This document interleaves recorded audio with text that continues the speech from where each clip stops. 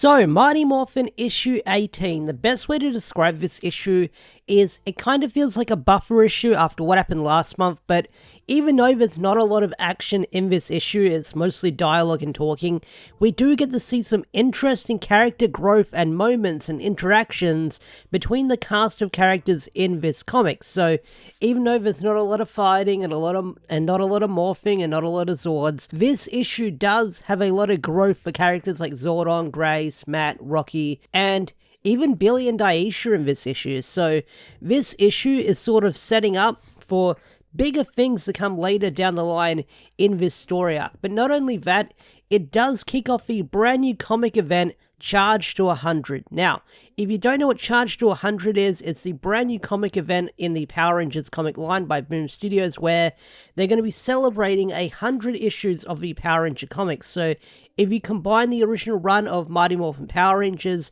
plus the run that we've got now split between Mighty Morphin and Power Rangers, when we get to issue 23 of Mighty Morphin, that will be 100 issues of the Mighty Morphin Power Ranger comic book. And I believe this issue that we're reading now, or I'm talking about now in the review, is 90. So we're almost there. We'll be there very, very soon. And they're sort of teasing big things to be happening in this story arc. Now, it's going to be probably no Shattered Grid and no Eltarian War, but it's kind of a big deal for the Power Ranger comics to reach 100 issues, and I'm excited to see what they're going to do next moving forward.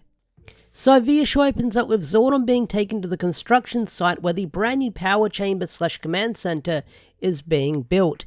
And these first couple of pages, we have some really good interactions between Matt, Zordon, and Grace. Especially Zordon and Grace. So Matt kind of gets the reveal of he finds out where his friends were disappearing the whole time and now he's here, it's destroyed, so he says it's funny how things work out in the end. And the whole reason why Zordon was brought out here is so they don't use too much power between the Prometheus security, the power chamber, and Zordon. So Matt replies with, he takes his job very seriously. But then he also says, please don't mistake that for the slightest hint of respect for you as he walks away. So Matt still has some tension between Zordon, and he's sort of feeling that same tension that Grace probably felt towards Zordon all those years ago and kind of now. So Zordon and Grace have their back and forth, and this is where things get interesting. So Zordon notes that Matt doesn't seem happy to be here, and Grace replies with, it's not really the place, it's the company, because don't forget, a couple of months ago, or very recently, you were trying to take the green power coin from us by force, and Zordon apologizes for that and how he was sort of sticking by his Eltarian ways and trying to do things how Eltar would do it. And he apologizes to Grace about what happened on the moon all those years ago, and Grace replies with, I've been waiting decades to hear that apology, but I don't feel better about it. And Zordon says, words aren't a good remedy for the harm done by action, but I hope our relationship can eventually be repaired. And Grace replies with her typical Grace response by saying, apologies come easy when your back is against the wall, but we'll see how you feel when you no longer need our protection. And then you get this big 2-page spread of all the Zords forming this big force field around the construction site. And then you have a dialogue and a back and forth between Matt and Rocky. And Rocky is back at home because he has to look after the family while his mum is away. And Matt says, hey, I've got a really good idea. Hear me out. And we find out what that idea is later in the next couple of pages. So after that, we then cut to the Rangers back on Aegis 5. Now, I love how Aegis 5 looks. Visually, this planet looks amazing with how it's drawn in the comics and the coloring and the shading and stuff like that, because you see this underwater world and the detail that goes into it, like the fish life, the coral and stuff like that, all the weird plant life undersea. Visually, it looks amazing, and I kind of wish we got to spend more time here on this planet, because it's sort of one and done in this issue where they get the information they need and they find out where they have to go next. But I just visually love how this planet looks, and not only that, as the Rangers are swimming about undersea, you get a lot of callbacks to characters and sort of their personalities from ages ago, such as Billy and his fear of fish, I believe. And we find out that he's been working to deal with his phobia of fish, or his fear of fish. So I do like that callback from way back in season 1, that Billy's sort of learning how to deal with his fear of fish. So while the Rangers are underwater, they get into a really cool underwater battle with this weird fish race of people. And the whole reason why they get attacked by this fish race is because they came here in an Eltarian ship. So they believe that the Rangers are part of the Eltarian army. And the whole reason why they attacked them is because during the whole Eltarian war, the Eltarian forces were sort of drafting off people on this planet to fight in the war, and many people were getting killed. But not only that, on this planet, they're also sort of protecting their eggs and their offspring, so that's why they were also fighting the Rangers. So they really don't get the command center, the underwater command center in this issue. But what it sets up is where they need to go next, and that is the Lion Galaxy. Now, the Lion Galaxy is something we've heard in more recent seasons of Power Rangers. It's where Mick is from. You know, Mick Kanek from Ninja Steel and Super Ninja Steel. It's where he's from, along with a bunch of other characters that were in Ninja Steel. So I'm hoping, fingers crossed, we're going to see Mick later down the line in this story arc. And seeing that Matt Groom is writing this Power Rangers comic, who is a fan of Kelson Henderson and Mechanic, I get a sneaking suspicion that Mick is probably going to make some kind of appearance in this comic later down the line.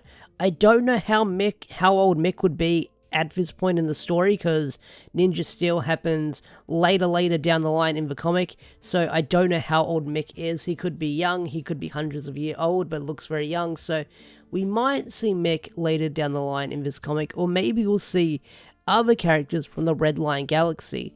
Maybe Sheriff Skyfire, who knows, but I'm excited to see where they're going to go next in the Lion Galaxy and who they'll meet there, because that sounds like some crazy space adventures for our heroes. So this is where we get a very interesting Billy moment that's sort of probably going to cement his character moving forward if you know what happens to Billy later down the line in the TV show. So Aisha and Billy have this back and forth, and Aisha says, hey, when Zordon was threatening to revoke your power coin after the whole Green Ranger situation, you didn't seem fazed, and Billy replies with, I wasn't. I value the connection to my team tremendously, so I was worried about losing that, but the powers, obviously I do believe the world needs all the Rangers it can get, and I helped restore the Dragon Coin, but the powers are the least interesting part to me. Think about it. Where are we right now? What do we experience? This universe of possibility is so much wider and grander and stranger than power weapons and Zords.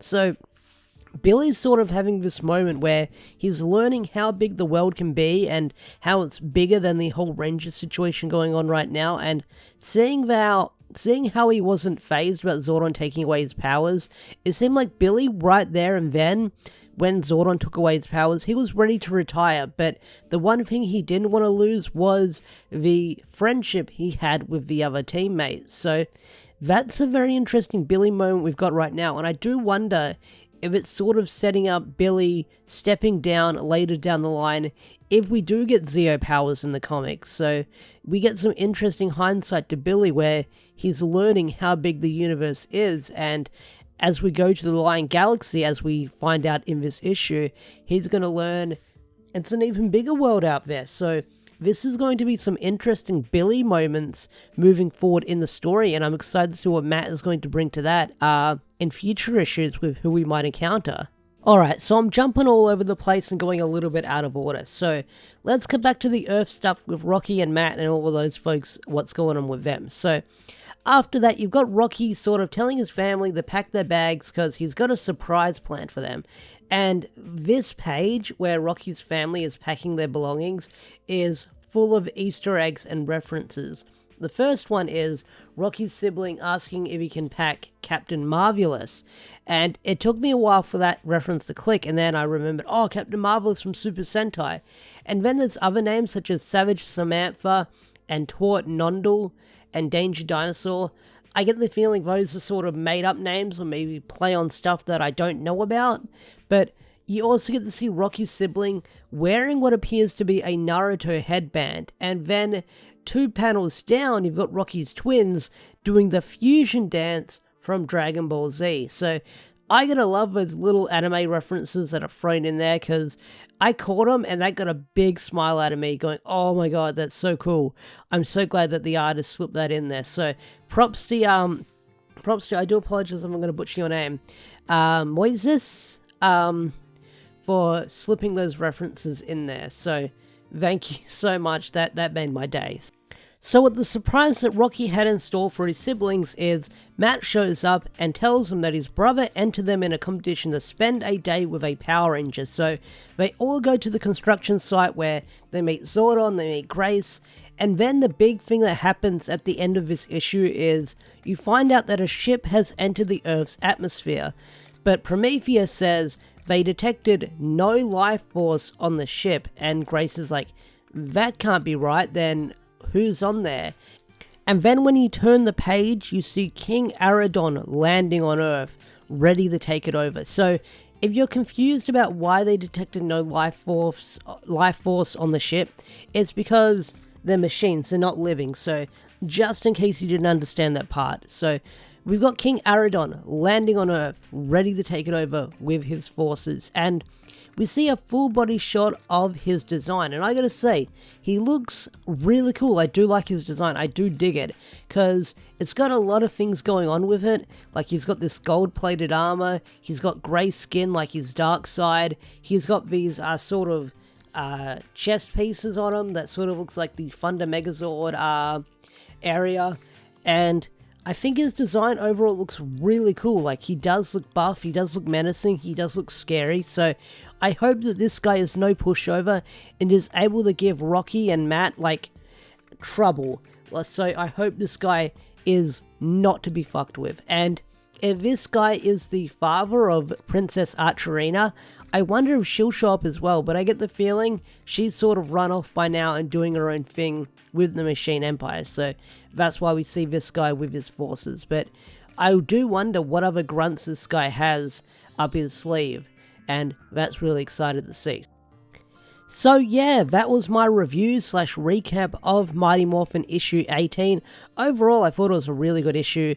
It was mostly setting up for bigger things to come later down the line, but the character interactions we got between characters like Aisha, Grace, Zordon, Matt, and stuff like that were really cool as well. But not only that, it also expanded on a few things with what happened on other planets when Eltar came. So I'm excited to see what is going to happen next for our heroes in the storyline and where they have to go next. But not only that, you've got King Aradon coming to Earth, or he's on Earth right now, so he's going to cause a lot of problems for Rocky and Matt, so they have to fight off him and his forces. So I'm excited to see where that is going to go. But yeah, I really enjoyed this issue and I can't wait to see where it's going to go next. Anyway guys, with that said, I'm going to bring this video to a close.